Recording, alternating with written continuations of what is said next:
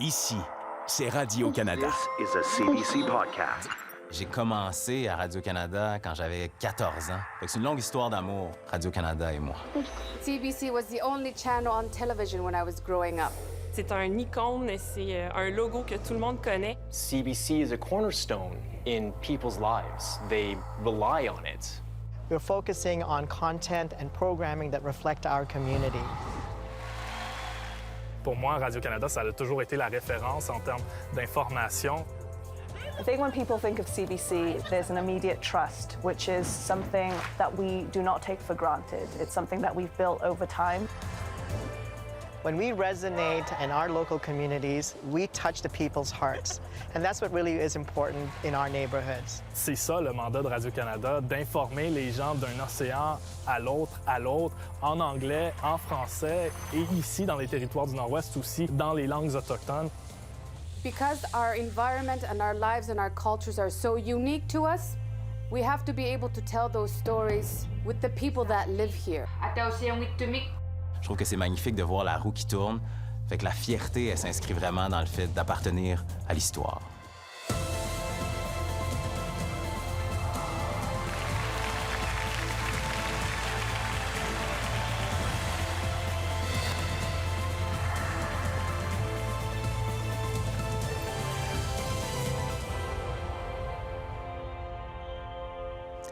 Hello and welcome to CBC Radio Canada's 11th annual public meeting. We're broadcasting live across the country tonight from beautiful Halifax, Nova Scotia. I'm Portia Clark. I'm the host of Information Morning, broadcasting weekday mornings on mainland Nova Scotia. We hope to have a meaningful, fruitful, and open discussion tonight about the future of Canada's public broadcaster, specifically around its new strategic plan, the theme of which is taking your stories to heart. Bonjour à tous, mon nom est Karine Godin, je suis animatrice du téléjournal Acadie. Ici en Atlantique, on couvre les 4 régions de l'Atlantique. Ça me fait extrêmement plaisir d'être ici avec vous, de voir les gens aussi réunis qui se sont rassemblés ici à Halifax. J'aimerais souligner la présence du conseil d'administration de Radio-Canada, la haute direction aussi de Radio-Canada qui est ici. On a le commissaire à l'éthique et aux valeurs. On a nos ombudsman de Radio-Canada. J'aimerais souligner aussi la présence de Denise Wilson, Colette Franqueur, qui nous accueillent dans leur région. Donc, merci beaucoup. Et comme le disait ma collègue, si on est ici aujourd'hui, c'est pour revenir sur les grands axes de ce plan stratégique parce qu'entre nous, vraiment, c'est pour la vie. And we want this to be an interactive session to have you take part in the discussion. In advance of tonight's meeting, we asked for some questions online around the theme of Ask Me Anything, and we've already had some questions, so that's where we'll start. And then there will be a portion of the evening where we'll take questions from our audience who's live with us here at Studio 60. You can follow the conversation and ask questions and comment as well on CBC Radio Canada tonight through the hashtags hashtag CBCPAM, hashtag CBCAPM, and hashtag RCAPM. That's where you'll see that conversation unfold, for example, on Twitter tonight. Donc, on veut vraiment que cette soirée soit le plus interactive possible pour vous à la maison, les gens dans le public aussi. Donc, au début de cette soirée, vous allez entendre des questions qui ont été posées dans les dernières semaines à la haute direction de Radio-Canada. La haute direction qui va y répondre aussi. On aura une portion aussi qui va être réservée au public. Mais vous, à la maison, vous pouvez aussi participer à la discussion avec les mots-clés qui ont été réservés pour ce soir. Donc, CBC, APM ou RCAPA. Donc, on a hâte de vous lire. And we'd like to begin with a heartfelt acknowledgement that our meeting tonight is taking place on traditional unceded Mi'kmaq territory, W'La'lin. Thank you. Donc, on aimerait aussi souligner que nous sommes présentement à Mi'kmaqui, un territoire de la première communauté Mi'kmaq ici. Donc, c'est important de le souligner. Well, let's introduce the people who are here to talk about your public broadcaster tonight. We are welcoming our president and CEO, Catherine Tate. Welcome back to Halifax, Catherine. Also, the chair of CBC Radio Canada's Board of Directors, Michael Goldbloom, is with us as well. Welcome. The executive vice president of CBC is Barbara Williams. And the executive vice president at Radio Canada is Michelle Bissonnette. Please do give them a very warm welcome to Halifax.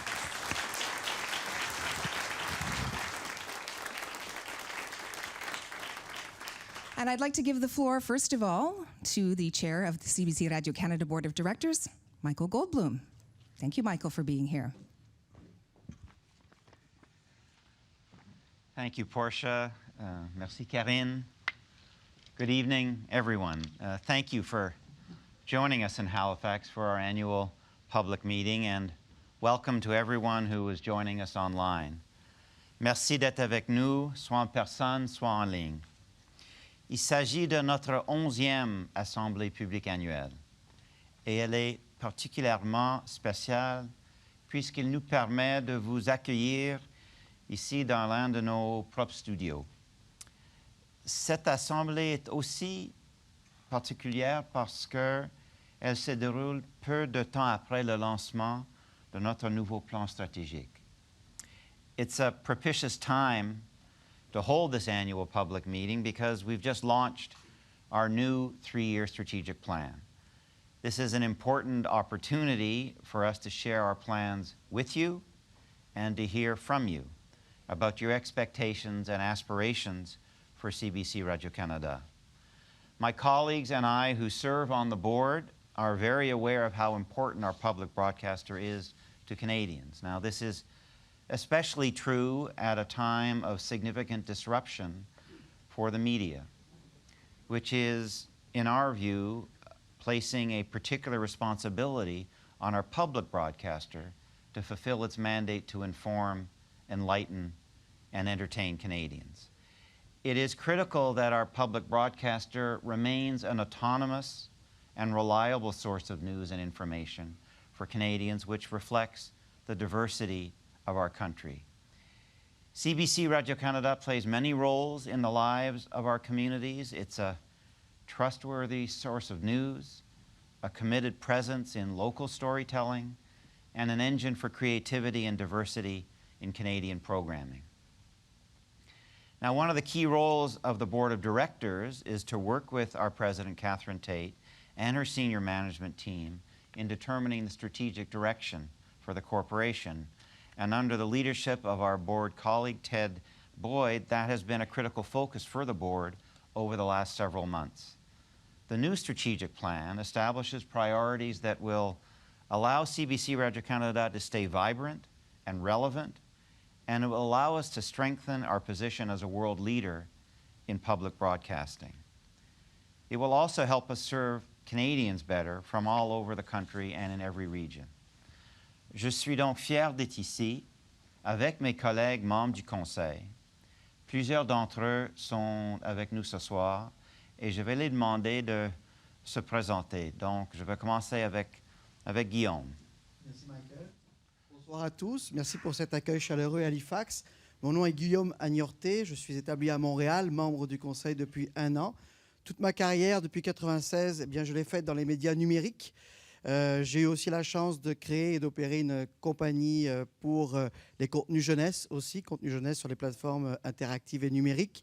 Et puis depuis 5 ans, j'accompagne des entreprises en croissance, notamment sur les plans internationaux, mais aussi des entreprises en croissance par rapport aux défis que peuvent représenter le digital dans le monde d'aujourd'hui. Alors je suis très fier de contribuer avec cette expertise auprès de mes collègues. Merci. Ted. Thank you, Guillaume. Thank you, Michael. My name is Ted Boyd. I am a marketing and technology entrepreneur based in Toronto, and I'm delighted to be in this beautiful city of Halifax tonight for this important meeting. Thank you. Suzanne. Oui, bonjour. Mon nom est Suzanne Guèvremont. J'œuvre dans le domaine des effets visuels, cinéma, télé, effets jeux vidéo depuis 20 quelques années, et particulièrement au niveau de l'enseignement supérieur. Et voilà, donc ça me fait plaisir d'être avec vous. Nice to be here in Halifax. And our local, Rob. Thank you. My name is Rob Jeffrey. I live here in Halifax. I've been on the board for the past 4 years. It's wonderful to have the public meeting here in Halifax tonight, and very much looking forward to it. Et René. Bonjour, mon nom est René Légère. Je suis très heureux d'être ici à Halifax. Je suis de Moncton, donc au Nouveau-Brunswick, et cette région-là, donc la région du Canada Atlantique et de la Nouvelle-Écosse, donc me tient à cœur. J'ai été impliqué pendant plusieurs années dans le milieu culturel, donc de siéger au conseil d'administration de Radio-Canada me permet de poursuivre cette action, donc de mettre en valeur les différentes cultures du pays. Merci beaucoup. Jennifer. Kawitama Nadawa Nawikiwin Nia Jennifer Moore Rattray. It's so wonderful to be here on Mi'kmaq territory, wonderful to be here with you all tonight. I'm a former journalist and currently a public servant and really thrilled to be a member of the CBC board. So Egosani, thank you so much for your welcome. François. Bonsoir, François Roy de Québec, la ville de Québec à l'origine. J'habite maintenant à Montréal. I was in finance all of my life and now do some board work, several boards. And I've been involved in governance also for many, many years. Happy to be here. Sandra. Good evening, everyone. It's such a pleasure to be here in Halifax. My name is Sandra Singh. I'm a public administrator with local government in British Columbia, and I spent the balance of my career leading public libraries. And Marie. My name is Marie Wilson. I live in Yellowknife, Northwest Territories. I've lived in Northern Canada for about 40 years now. I spent most of my career, in fact, within the CBC as a programmer for many years and as a senior manager, and most recently was one of the commissioners of the Truth and Reconciliation Commission of Canada. Thank you all. So the one person that we're missing is Harley Finkelstein. Unfortunately, Harley couldn't be here. Harley is the Chief Operating Officer of Shopify, a company that specializes in electronic commerce, and he's based in Ottawa. And maybe just a word about myself. I was formerly a newspaper publisher and now the principal of Bishop's University in Sherbrooke, Quebec. I wanted to have each of the members present themselves so that you would see, as you did, how the board comes from across the country.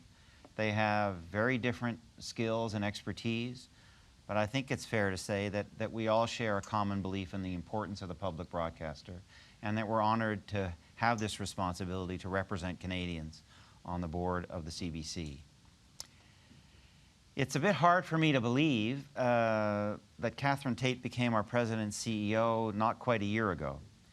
She is the first president of the corporation to have a background in creative production. And with apologies for the pun, I would say it shows. Catherine hit the ground running last July and I'm not sure she stopped to take a breath since then. She's passionate about Canada and the role of our public broadcaster. She has, I would say, the vision and drive and determination of a successful entrepreneur and the social intelligence of a truly great leader. So we're very, very fortunate to have her as our president. Dans un instant, elle va vous présenter les priorités de notre diffuseur public au cours des prochaines 3 années, quelques-uns de nos projets coup de cœur, un aperçu de ce que nous prévoyons faire pour rester au cœur de la vie de chacun des Canadiens. So it gives me great pleasure to turn the mic over to the President and CEO of CBC, Radio-Canada, Catherine Tate.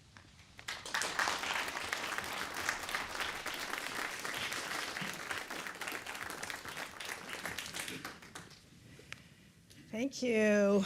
Thank you, Michael, for those kind words, and thank you.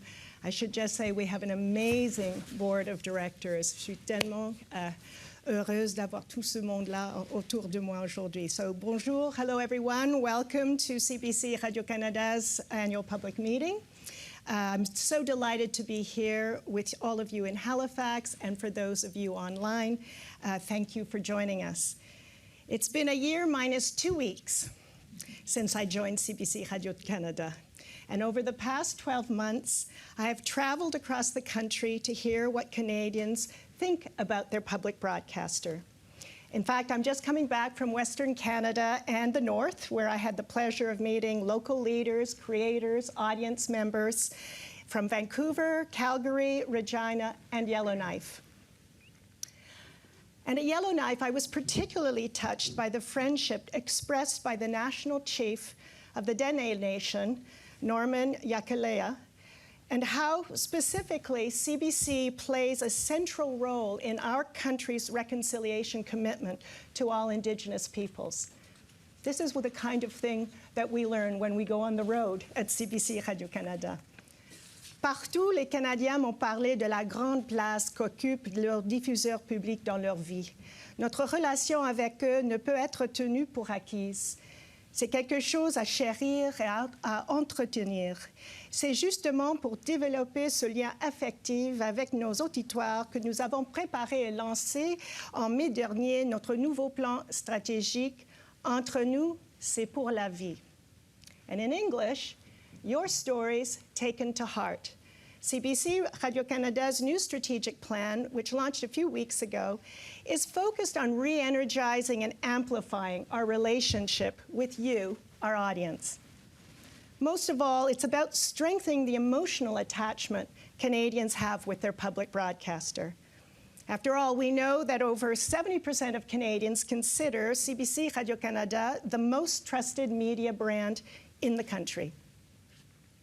With over 20 million Canadians visiting our platforms each month, we recognize that this trust is our most precious asset, critical to civic and civil discourse, essential to our democracy. Pages. Looking ahead, we're committed to putting audiences first. More than ever, we will create audience-driven and tailored content that connects Canadians to their communities, to the country, and to the rest of the world. CBC Radio-Canada's proximity to Canadians is our competitive strength. We know Canada, we know our creators, and we want to ensure that we bring their voices to the world. We're also committed to building a lifelong relationship with Canadians. This means investing in children and youth with more content that reflects their realities. It also means strengthening our services in local communities, like this one, and to traditionally underrepresented groups. So to that end, we recently announced that CBC Radio-Canada, I'm very proud to say, has achieved gender parity across all its commissioned programming. And by 2025, we have set as a new diversity goal that at least one creative position, and that's a producer, a director, a writer, a showrunner, or a lead performer, will be held by a person from a diverse background in all our commissioned programs. This commitment to diversity is just one of the ways we differentiate the public broadcaster from other media companies. And we've done so already in Halifax with Digstown. Enthusiastic applause for Digstown!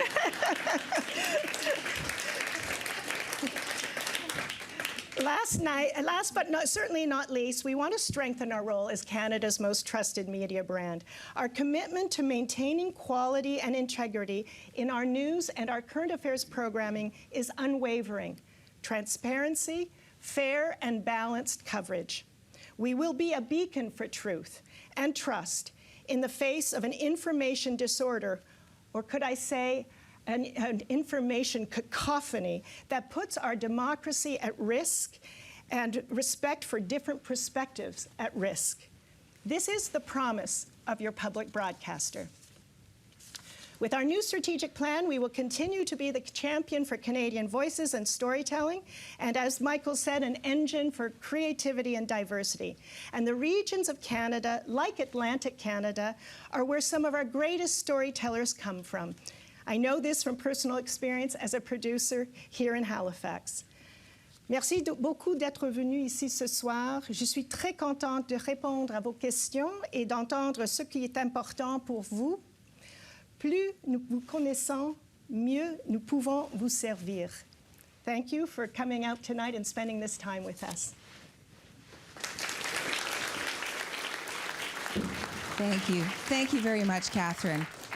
And I did give a little cheer when I heard the news about Digstown going into season 2. I think it's fantastic. It's great. It's great to see Halifax, Dartmouth, and especially Dartmouth represented in that show.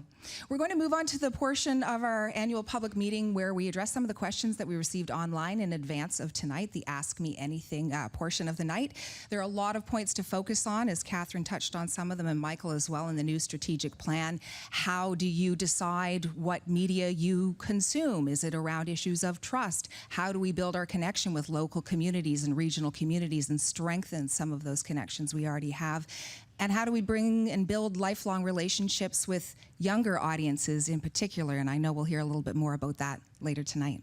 Et ces questions nous ont été envoyées par des téléspectateurs, des auditeurs de CBC Radio-Canada au cours des dernières semaines. Merci beaucoup à ceux qui ont bel et bien voulu se prêter à l'exercice. Donc, on passera ensemble à travers tout ça. Les gens dans la salle auront la chance aussi de répondre, de poser leurs questions un peu plus tard. Et on vous rappelle encore une fois, RCAPA pour ceux et celles qui veulent commenter au fur et à mesure que la soirée avance. Right, so let's dive into it. We have there's a couple of questions. We'll get back to those in a moment. We're going to just dive into it right now with some of the questions. They are around a couple of themes, and the first one is building relationships with audiences and putting audiences first. This question comes to us for Barbara Williams, our Executive Vice President, from Phil, and he emailed us wanting to know how we're making sure that our platforms keep improving to improve user access to them and the way we access them in terms of accessibility, full stop. So what are some of the ways that we are doing that, Barbara? It's a great question, and thanks to Phil for the question, and thank you to all of you for being here this evening. We are more and more at the CBC extending our content across more and more platforms so that we can reach more and more people in the ways they want to reach us. So it is about, is that me doing that? Yeah, you're moving. I'm not moving hardly at all, but I will slow right down and switch to a handheld. Thank you very much. Stop moving, what a crazy idea. So as we continue to move our content across all of those platforms, we know it's increasingly important that people are able to personalize their experience on those platforms and find what they're looking for when and where they want it. And so we have to be continuously improving the tools so that those platforms work better and better for people. And here's a couple of examples. Think of if you go to GEM, which first of all is a place for you to catch up on all your great CBC content if you didn't catch it when it went to air the first time. GEM needs to be smarter and smarter so it keeps track of what you watched and when you last saw it, and did you leave the episode halfway through, and can we recommend something else for you that you would like. So GEM needs to be a smarter and smarter platform for you. We're starting to develop a lot of radio on demand, which in some ways takes us way, way back to the past, but we've reinvented it for the future. And now you can find your favorite radio programs also on demand on the Listen app, and we're developing a whole new set of content on podcasts. So again, we're finding new kinds of content on new platforms for you to find. We're making sure that on the feed, when you're just scrolling through on cbc.ca, that you can find your local stories. You can personalize your feed to really suit where you are and the kinds of stories you're interested in, and that becomes more and more important for people over time. And then in very specific ways, we're going to improve platforms to reach people better. So an example would be, one of the things we're really focused on is the election, the national election this fall. We have a CBC News app, which has always done a marvelous job, actually, at tracking election data for people. But this year, on election night, you'll be able to go to the CBC News app, to the election section. You'll be able to sign in with your postal code, and it will deliver to you constantly an update of what's happening in your riding so that you can track exactly what's going on in your riding through election night. So these are all ways of constantly improving and updating our platforms and being sure we personalize them so that more people can have more access to more of our great content more of the time. And now I'll stop moving. All access all the time. Thank you very much, Barbara. On voit déjà qu'il y a des grosses avancées qui s'en viennent, qui ont déjà été faites. La prochaine question va à Madame Tate. Catherine Tate, il faut dire que depuis les derniers temps, on voit beaucoup de collaborations entre CBC et Radio-Canada. Il y a Région de Vancouver, justement, qui se demande quels sont les exemples concrets, comment CBC et Radio-Canada, qui sont une grande famille, mais qui sont quand même deux entités, comment ils font pour travailler encore mieux ensemble? C'est bien que vous dites une grande famille parce qu'on est quand même Radio-Canada et CBC, mais on essaie de trouver des façons de travailler ensemble. Je vais vous donner quelques exemples. Par exemple, surtout sur le numérique, ça nous donne l'occasion de partager des nouvelles et même de faire des traductions sur nos plateformes. Et on partage du contenu entre Tout.tv et GEM, les deux plateformes. On sait que les jeunes, surtout le côté, les deux côtés anglophones et francophones, aimerait voir de plus en plus de contenu dans les deux langues. Alors, on essaie d'ajouter ce genre de choix pour nos auditoires petits.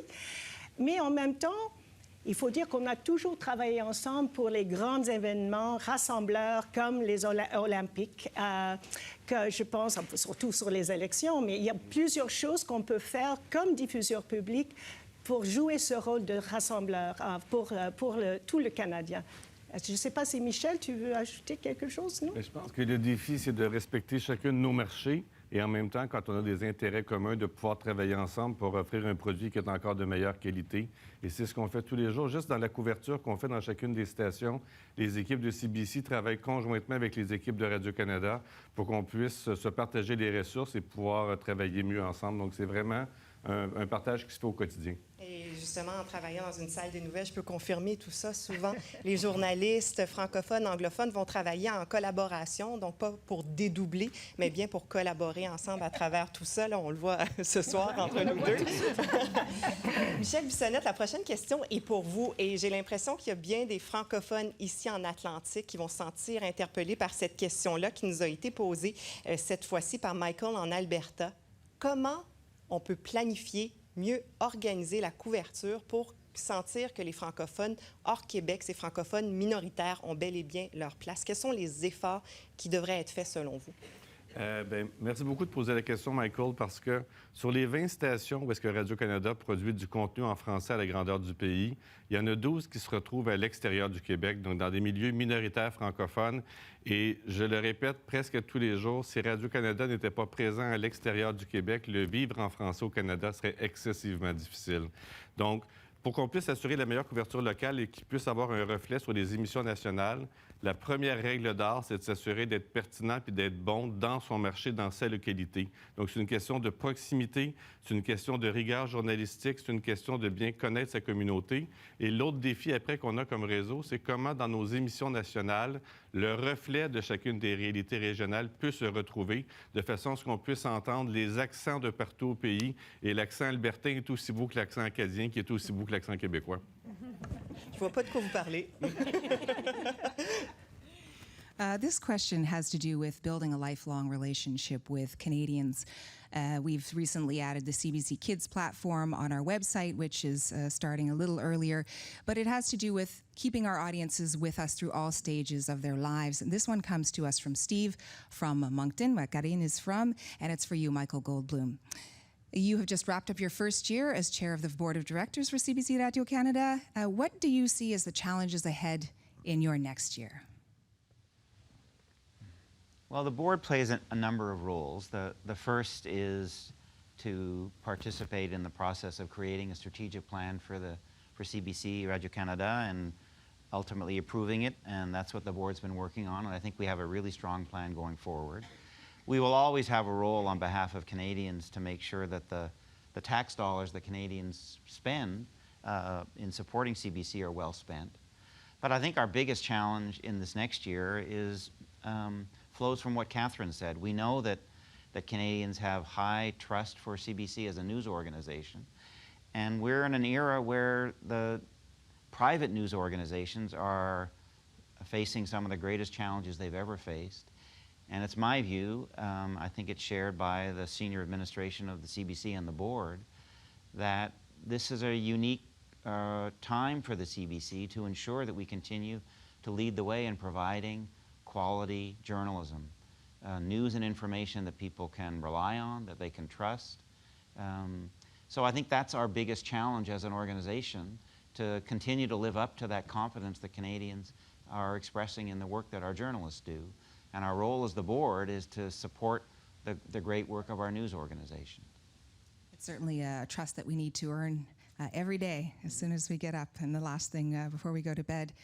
This question's for Barbara Williams. It's from Montreal, and it has to do with sports. Of course, we've just seen the Raptors win their championship, but that's at the professional level, quite a different thing than amateur sports. And this question is, how is your commitment to sports reflected in a lifelong relationship? In particular, what about your commitment or our commitment to amateur sports, and how does that fit into the new strategic plan? Well, for sure, off the bat, we do know that sports does bring people together. That whole Raptors experience was really something else. And if you did have a chance to watch any of the many hours of live coverage on CBC, it was extraordinary, as it was on Instagram and all the other platforms. It really was a countrywide phenomenon. But that said, it is the privates that do those truly big sports events, and that's not where we want to play. We have a very distinctive role to play, I think, in sports, and it is in a couple of different areas. It is in amateur sports, and I'll speak to that in a moment, but it is also to some of the big opportunities of the sports events that do bring people together, like the Pan Am Games, like the Paralympics, like the Indigenous Games. Hey, could you just pick up the... Oh, you want me to go mic. back to this? There I was we go. hoping that maybe they'd fix the other problem. Okay, do you want me to start again? Go for it. Let me begin. Sure. So, back at the beginning, to briefly recap, I would say the Raptors was an example of how sports brings a whole country together, and we can do that at the CBC, but we don't do it the same way the privates do it. We do it by focusing on some of the other big event games like the Paralympic Games, like the Pan Am Games, like the Indigenous Games, which are unique to the CBC's coverage. We also do it clearly and hugely with the Olympics, where we really have a very distinct role to play in bringing Canadians together and supporting our Canadian athletes in their success around the world. So those are distinct opportunities that make us different from the privates.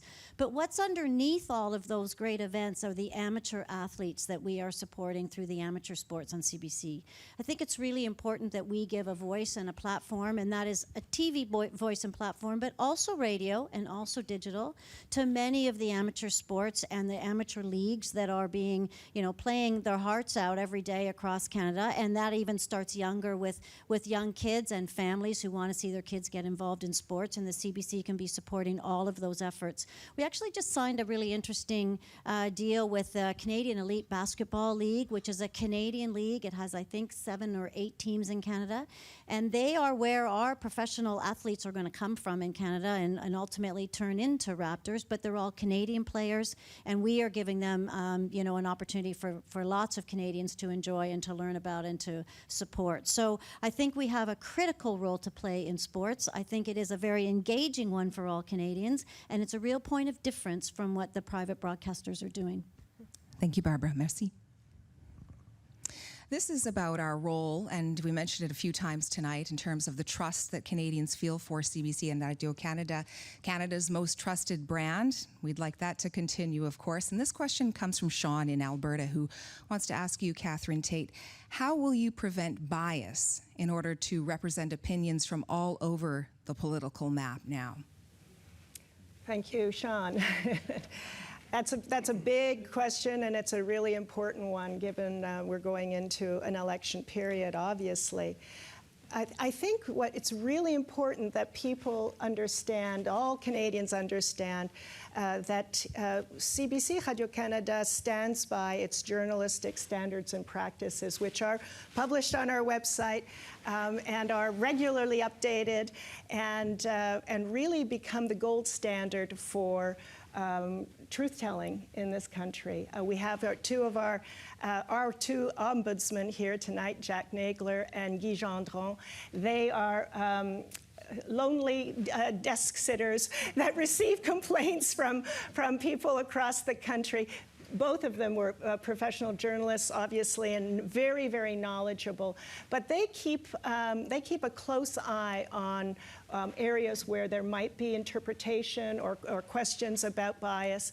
But I would say that really it is this central concern of what we do. When I talk to people, I say news is the beating heart of the CBC Radio-Canada, and the JSP is our nervous system. And really, that's what we stand by each and every day. Right, you don't get a job at CBC without knowing the JSP backwards and forwards. Many a late night has been spent studying that. J'approuve. Et à travers tout ça, c'est qu'on veut demeurer Radio-Canada la référence de l'information, la référence pour que les gens continuent d'avoir confiance en nous. Michel Bissonnette, la dernière question qui nous a été envoyée par courriel, par Lynn, parle des fausses nouvelles. Ça inquiète tout le monde. Autant Radio-Canada, les journalistes, ceux qui nous suivent. Donc, comment Radio-Canada peut se positionner à travers tout ça pour aider à faire de l'éducation, puis finalement se positionner comme le média crédible? C'est intéressant, Aline, de poser la question parce que comme média d'information, comme média en général, mais comme média d'information, ce qu'il y a de plus précieux, c'est la confiance que les gens peuvent avoir à ton endroit. Et tant aussi longtemps que les gens venaient consommer l'information sur nos antennes ou sur nos plateformes, ils avaient l'assurance que l'information était juste et fiable. À partir du moment où est-ce que les gens consomment leur information sur les médias sociaux, ils ont donc accès à une série d'informations qui sont crédibles parce qu'ils viennent de médias qui sont sérieux, mais également des informations qui viennent de d'autres personnes, puis cela, c'est des fausses nouvelles. Donc, comme diffuseur public, on a absolument un rôle à jouer d'éducation pour que les gens puissent faire la part des choses entre une vraie information et une fausse information. Donc, du côté de Radio-Canada, on a lancé le mois dernier les décrypteurs, donc qui est sur notre site Web et qui explique aux gens, voici une fausse information qu'on retrouve sur le Web présentement et voici comment vous pouvez les détecter pour ne pas vous faire prendre une deuxième fois. On va avoir à l'automne prochain la version de ça qui va être faite pour la télévision également. On a ajouté également, parce que c'est important qu'on puisse avoir plusieurs portes d'entrée pour rendre notre information accessible, RAD, qu'on a lancé il y a maintenant 2 ans, qui permet de pouvoir traiter la nouvelle différemment pour ce que j'appelle les milléniaux, ou en tout cas les citoyens numériques. Et on va lancer l'automne prochain Mon actualité du jour, qui est une façon de pouvoir couvrir l'actualité, mais pour les plus jeunes, de façon à les initier à qu'est-ce que c'est de l'information de qualité et de l'information rigoureuse. Et notre plus grande fierté à Radio-Canada, c'est la qualité du produit d'information qu'on sort tous les jours. C'est notre marque de commerce, puis ça, il faut le protéger, mais il faut éduquer les gens pour qu'ils réalisent la différence entre le vrai et le faux. Je pense que c'est la prochaine étape à travers tout ça. Oui. On s'est déjà positionné comme média crédible et de voir comment on peut arriver avec cette éducation-là. Merci beaucoup, M. Bissonnette. And we are moving to the part of the evening where you can ask questions. Perhaps you've been listening to this and you have a question in mind that you'd like to put to any of our guests this evening. There's a microphone set up right there where Corey just went over to stand. And if you want to go over and line up behind Corey or where Corey is, we'll make sure that we get those questions to you. The online questions, we got to as many of them as we could tonight, but there were some that were frequently asked, and we'll make sure that those are posted on our corporate website so that you can have a look at them later on. These questions you can put to Catherine Tate, to Barbara Williams, to Michelle Bissonnette, to Michael Goldblum. You can direct them to them specifically or ask the entire board to respond to it, keeping in mind that we have about 20 minutes or so. And if you can identify yourself when you get to the microphone, that would be even better. Although I've met this gentleman already tonight, Ali. What is your question? Welcome. Good evening. First of all, thank you for coming to Halifax, those who have never been this part of the country. Also, thank you for CBC, Radio Canada, giving me this opportunity to invite me at this wonderful gathering.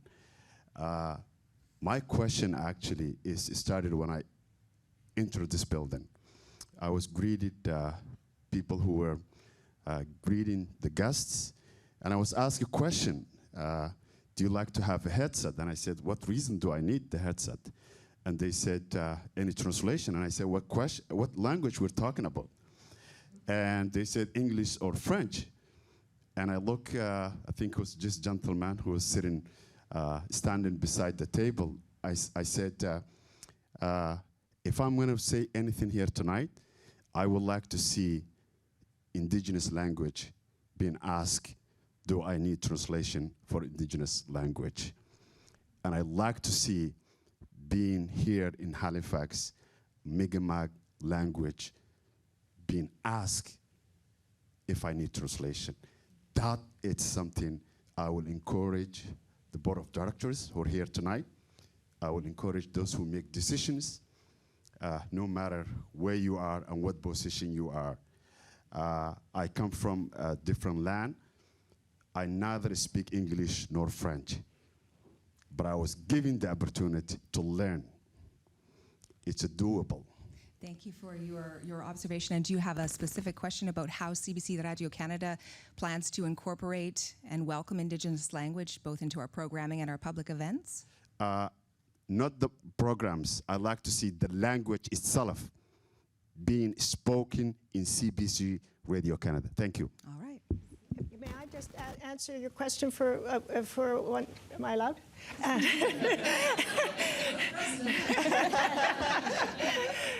Your name's Ali? Yes. Nice to meet you. I tell you, we do broadcast in 8 Indigenous languages. I know there are many more Indigenous languages, but those that we do broadcast in 8 in those communities where there are people living and living those languages. I also want to tell you that we embarked, and I got to visit it in Yellowknife was it a week ago?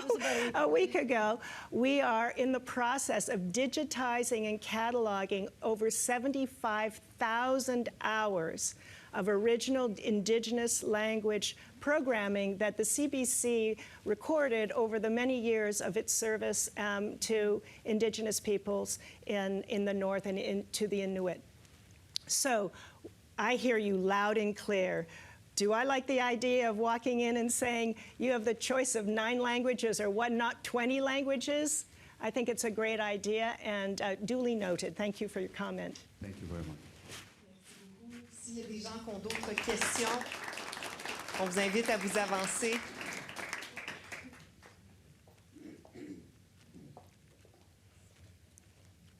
That's great. I see folks are lining up there behind the microphone, so Start a little party over here. go ahead and introduce yourself. Hello, my name is Leah Sanford. It's an absolute pleasure to be here. I was thrilled to be able to get a ticket to this evening's event. It's my first APM with CBC, and it's been so wonderful and informative. One side comment before my question is, it is incredible as a woman in business to see 2 incredible women in business sitting here, growing up watching CBC.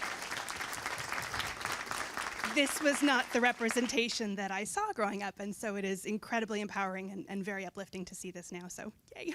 A question regarding media coverage, the journalistic standards, and a lot around that truth in news and what we can understand. I've noticed recently CBC doing a lot more around broad-scale education for pieces. So there was the waves of change around single-use plastics. There's now seems to be a concerted effort around educating the Canadian public on the very real topic of climate change and breaking down those barriers. And I'm wondering where that motivation came from, what that inspiration was, and where do you see yourselves going forward with other national and international issues that we all will be facing? Let me go. Yeah, you go ahead. Start.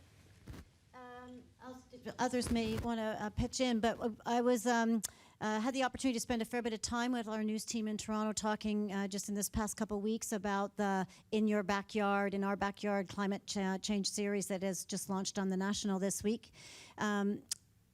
Sorry, I'm hearing feed from the control room at the same time. I'm feeling like a news anchor at the moment. And I'm not doing a very good job. But we call that constructive journalism. And actually, it is the opportunity when we see in the newsroom that there is a topic that is just of such incredible interest to people. And we do cover it when a particular news event around it happens. But we know there's so much more within the topic and the scope of the topic that we want to provide an opportunity to just share information and grow the knowledge and the expertise, because clearly our audience is clamoring for it. And Waves of Change out here was an incredible beginning to the whole issue of plastic in the oceans. And In Your Backyard is a whole other extension of that. I think it becomes something we're very thoughtful about and careful about in the newsroom, is that we don't take over the news agenda, because it's very important that we're listening to what people want to hear us talk about, and that we are then presenting facts and we're presenting information. We're not presenting opinion, and these are very, very fine lines in all of this, but I assure you that the conversation is deep and constant about being sure we're staying on the right side of the line of that. And we are looking for those opportunities, and they could be in some of the big international issues that you're referring to think about where constructive journalism can actually play a really important role in our world.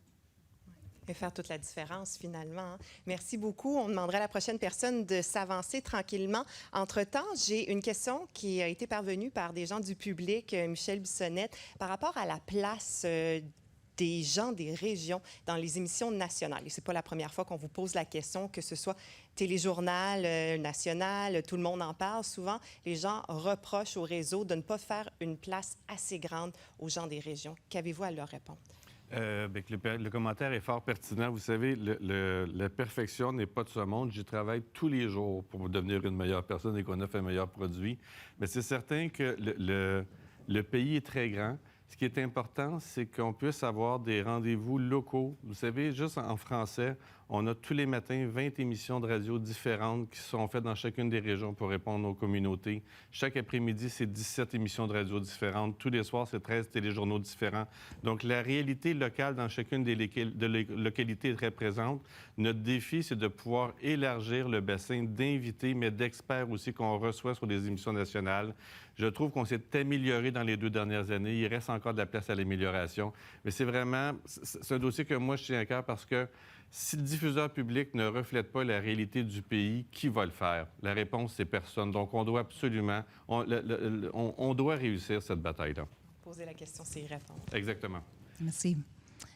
And Sylvia, thank you for coming tonight. You have a question as well, but please introduce yourself first. Okay, thank you. So I want to echo the comments that have been made of appreciation for the hosting here and the invitation to come. So my name is Sylvia Paris, actually Sylvia Paris Drummond, get it all out. I wanted to make note in terms of the Paris because I want to say the story in terms of our presence here in terms of African Nova Scotian Black community. So my family came here in the Loyalist time, back in the Loyalist time, so that puts us in the 1700s here in terms of generationally being present. Before that, we started here in terms of Black presence in 1605 with Matthew da Costa. So there is this rich history that is here. I work for an organization, not-for-profit, Delmore Buddy Day Learning Institute, and we're focused on Afrocentric education and research. So we all know, I hope, that we are in the middle of the decade, the UN decade for persons of African descent. And so I wanted to start with talking about our community, my community's presence here, because the venues and the avenues to actually know our true and rich history are lean, and the opportunity that may be available with this, which is, the Prime Minister has announced most provinces, I think, have come on board now in terms of the recognition of that. But I think most of us in community say it's been 5 quiet years, so we got an opportunity maybe to bring some more energy to that. And so my question is about the opportunity, what platforms or various programming to help to ensure that Canadians know about the presence and the contributions of African Canadians countrywide for us with the deep, rich history here in terms of Nova Scotia, as I talked about. What is the way for that to happen? And how do we understand our commitment to something that has been provided for us in terms of this decade and the 3 pillars that are associated with that in the way of telling kind of the richness of the story? And our comment in terms of equity and diversity, how does CBC see an opportunity to do that and support ongoing? Thank you for that comment. I'll take that question. It is one of the pillars of our new strategy. We called it Reflecting Contemporary Canada. And what does that mean? It means all of Canada. Doesn't matter where you're from or what your roots might be, doesn't matter how old you are, doesn't matter really whether you're a new Canadian or you've been here since the 1600s. The notion was if we don't reflect Canadians to Canadians, then we're no longer relevant.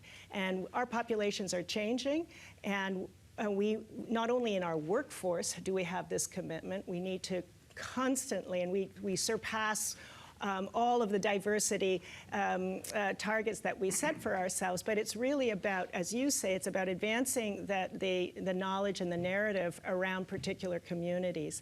And that's why I was delighted to see Floyd Kane at the back of the room there.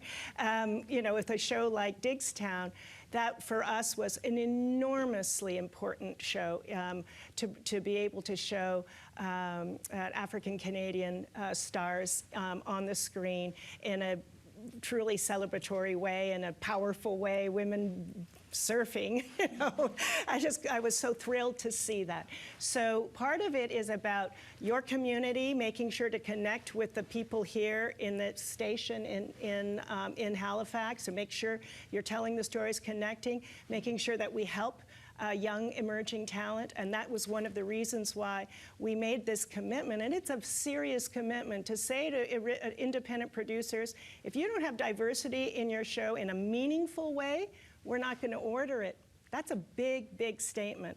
It'll take us some time to get there. We've given ourselves 5 years, but we did it with women. People, when we started on the women file, people said, oh, there are no women. There aren't enough. There's no pipeline. There aren't enough women directors. There aren't enough women writers. Well, guess what? The minute we set that bar, all of a sudden, producers started working with women, mentoring them, or women came out of the woodwork. And so we believe by making that same commitment to diversity, we're going to see the same success that we've had on the gender parity side. So I look forward to more stories from your community. Thank you. Thank you very much, Sylvia. This is a question again for you, Catherine. You make reference to generating more revenue. This is one from the public. Could that affect our brand, good or bad? Oops. It's a very, very complicated question. There has been a lot of questioning around it. Just to be very clear, that CBC, Radio-Canada, like every other public broadcaster in the world, has a mixed financing model. About two-thirds, a little bit more of our budget comes from the parliamentary allocation, and for which we are enormously generous, very grateful to the generosity of Canadians. The other portion comes from earned revenue, mostly from commercial revenue associated with advertising.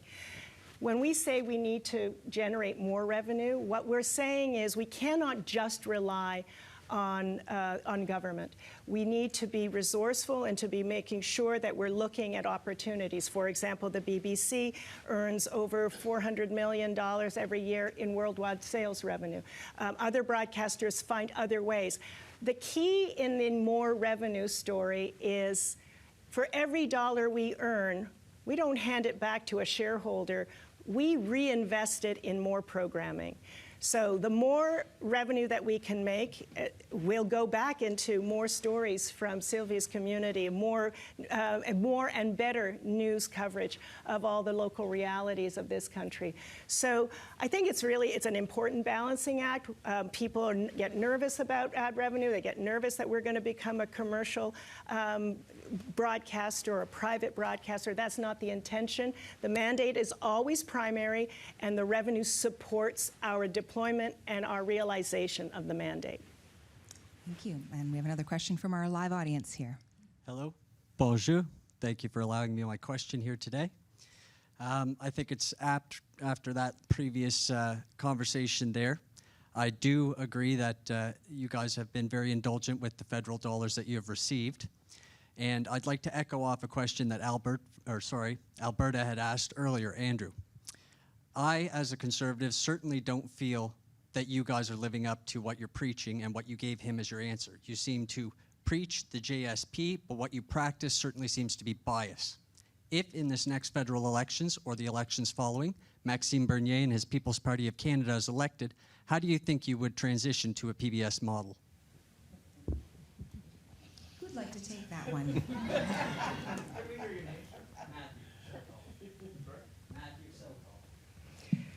Matthew Southall. Thank you, Matthew. You know, everybody in Canada has an opinion about the CBC, Radio-Canada, and the news. And I've been in this job, you heard, just under a year, and I've heard from people in all stripes about what they think we should or shouldn't be doing. And if I spent a lot of time, and my colleagues spent a lot of time worrying about the outcomes of future elections, we wouldn't be doing our job. We're focused day in and day out on delivering on our promise to Canadians, which is fair and equitable transparency in the news. To your questions about bias, we monitor. We actually have third parties that monitor the news to ensure that we're covering all parties equally, giving voices and airtime to all parties. And we're happy to share that information with all members of the public and from all political parties.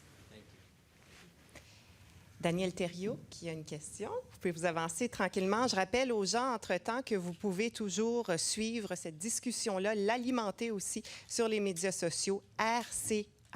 RPA ou encore en anglais CBC APM. Oui, bonjour. Good afternoon. La question va s'adresser au vice-président de Radio-Canada. Vous avez parlé de la diffusion par rapport aux régions. J'aimerais vous entendre parler de la production, c'est-à-dire comment appuyer la production en région, en français là, particulièrement, mais aussi, tantôt, on l'a posé aussi, vous pourriez dire, comme sous-question, qu'est-ce que Radio-Canada fait pour les langues autochtones. Mais donc, bien sûr, comme je suis de la Fédération culturelle acadienne de la Nouvelle-Écosse, j'aimerais que vous m'expliquiez comment vous appuyez la production télévisuelle et radio-canadienne en région. Merci beaucoup de poser la question parce que vous savez, quand on regarde le budget de Radio-Canada, le tiers de nos employés présentement sont des gens qui travaillent dans une ou l'autre de nos stations régionales. Donc, il y a au départ un soutien à la production qui se fait dans la production de nos émissions radio puis de nos émissions d'information. On a également, dans la dernière année, produit depuis l'Acadie deux séries dramatiques, à la Val-Drague et puis Conséquences. J'ai eu un blanc de mémoire, il était temps que je m'en souvienne tout d'un coup. On produit depuis l'Ouest canadien une émission pour enfants également. Donc, on essaie de pouvoir travailler avec la production indépendante, soit pour la production de web-séries, de documentaires, de séries dramatiques, de façon à ce qu'on puisse avoir un volume important de productions qui ne viennent pas de Montréal. Et ça s'applique également à l'intérieur du Québec pour des productions qui se font hors Montréal, de façon à pouvoir soutenir l'industrie de la production un peu partout au pays en français. Merci. Thank you. And just to let you know, we have time just for 2 more questions, and we have 2 people at the microphone, including somebody who's very relieved. Thank you very much. Hi, Tara. Thank you. My name's Tara Tyre. I'm a former CBCer, and now I teach journalism here in Halifax. And I'm very glad that you mentioned the JSP, and I think I've heard someone mention truth-telling. What I see here is very ambitious, reflecting contemporary Canada, taking Canada to the world, prioritizing our local connections. If you are serious about truth-telling, about telling fact-based stories, what is your commitment to journalism then? Deep journalism, well-researched journalism takes people, takes time, takes resources, and it comes down to money. And what is your commitment to the newsroom, to the people who are actually tasked with doing all this? Great question. We're fighting over who gets to answer it. It's so important, and one of the things that Barb said earlier when we talked about the deeper constructive, I think you called it, constructive journalism. More and more you'll see in the way we handle news, we're looking to go deeper into stories. And part of that has to do with the fact that people are just getting news, the kind of flash news all day long, and we're not playing in that space in the same way. We really do consider the investigative journalism to be absolutely central to what it is we do. We know that our stories can change policy in this country. Today we had a report from our head of news at CBC, Jennifer McGuire, telling us a number of instances where our investigative journalism has in fact affected public policy or decisions around the lives of Canadians, the school bus safety belts, whatever it might be. The key there is, as you say, it's cost. And what we're doing in many cases is collaborating with other news organizations. We have a good collaboration with Torstar, for example, so we share resources. And I think more and more it does address some of the issues that come out from some of the private news organizations about CBC's dominance or having more resources than they might. We're very, very open to exploring that kind of collaboration.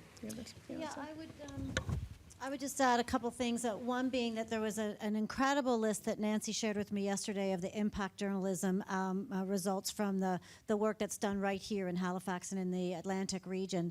Every time we do one of those investigative reports, and sometimes it takes a long time till you see the result. It doesn't happen, the story doesn't go to air and policy doesn't change next week. Sometimes it's 6 months, 12 months, 18 months later before the system actually kicks in and we do see the policy change. But tracking the value and the impact of our journalism, I think, is key to people understanding how valuable our investigative journalism is.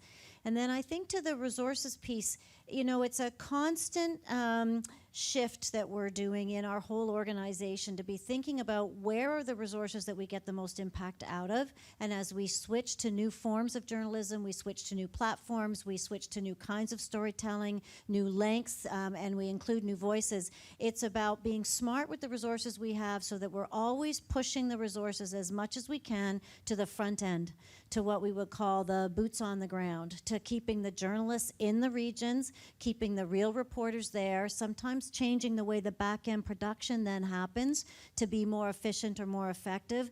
But it's about recognizing exactly what you're saying, that if the story doesn't get told from the front end, then there is no opportunity for the long tail and the impact to happen. And so it's about continuously shifting those resources to keep the reporters and the journalists and the investigative units as strong as possible and reworking what happens in the back end to allow that to keep happening. Et d'ailleurs, chez les services français, aussi en Atlantique, on a eu l'ajout de journalistes d'impact dans les dernières semaines, dans les derniers mois. Donc, on voit justement cette vision de Radio-Canada qui prend toute son ampleur. On a le temps pour une dernière question. Donc, vous vous présentez et dire à qui vous voulez adresser votre question. Bonjour, mesdames et messieurs. Hello, ladies and gentlemen. Thank you for honoring me and the rest of our guests for coming to Halifax, Nova Scotia. I am a Halifax native, just about 20 minutes away from here, so it's quick for me to get here. My question is regarding the archival content that you have put on CBC Gem. I just did a quick scroll through and checking exactly what you have on your scrolling list, and while it is quite broad, my father was born in 1940, so when he was growing up, there was a breadth of content that was available during his time, during his childhood, through his adolescence, and into his old age, which he would tell stories about what he enjoyed watching. And I can't quite see enough of that content in this product that you have right here, because I am truly a man of the past. I grew up with the old generational content that he would tell stories about, and I don't believe that enough of our young children and our people today are able to see the content that people would have grown up with way back then, like black and white content, which is like a foregone conclusion. You should see the history that people grew up with and see how far we have come across in this time. We should see what people should have had the grace to see that the other people are just taking for granted. And so your question about that past content in the current context? What are the choices you're making in terms of what content gets allowed to be brought onto the public forum? Like, sorry, a little nervous, but anyway, old content on this new platform. What is the process in getting old content made way back in the old times and bringing it into this new forum so that people can see it for the first time? It's a great question, and I'll just say we're at the beginning. Gem just was born, so we're early days. And now with Barb joining CBC, she's going to take that product, as you describe it, and develop it. One of the things I would point you to is From the Vaults. Did you see that show? So that's our first crack at opening the vault. And in that one is an arts program and explores music and some great footage of Sammy Davis Jr. on CBC back in the 50s. So we do recognize the value of that archival footage that we have. Obviously, that footage that is cleared, obviously we can't just put anything up. But you know, it's all about time and resources. It's great feedback. Do you have anything to add to that? Yeah, just to say that those of us that used to work in just traditional linear broadcasting, you always struggled. You only had 24 hours a day, and you had to make choices all the time about those very precious hours of what we would call shelf space on the network. Gem is unlimited in its scope and its ability to hold as much content as we can afford and get the rights to. And we're in wonderful conversations now about the next round of expansion of GEM content. And there's so many ideas about the directions we could go, older and newer, and more from Canada and from other places, and more documentary or more fiction or more kids, or more, and their possibilities are endless. So it's a great suggestion that that's one slice of content we shouldn't forget about as we think about the opportunity to grow out GEM over this next year, because there is some incredible work done then that we shouldn't forget. I hear you. Thank you. Thank you. Merci beaucoup. Merci à tous ceux et celles qui se sont déplacés ce soir. Merci pour vos questions. Merci aussi à la haute direction pour votre générosité. Des questions pas toujours faciles, mais vous y êtes allés avec honnêteté, ouverture. C'est toujours très apprécié. Et vous aussi à la maison, merci d'avoir été là, de nous avoir suivis. Bien entendu, si vous voulez ajouter votre grain de sel, si vous voulez aussi ajouter à ce qui a été posé, bien, vous pouvez le faire encore sur les médias sociaux, et Radio-Canada qui va tenter de répondre aux questions qui vont revenir le plus souvent possible. Donc, encore une fois, merci beaucoup et je vous souhaite une excellente soirée. Merci tout le monde. Merci. And speaking of archiving, a webcast version of tonight's event, you can find that on the corporate website. We'll be posting that very soon. In the meantime, thank you so much for being here, and stay tuned.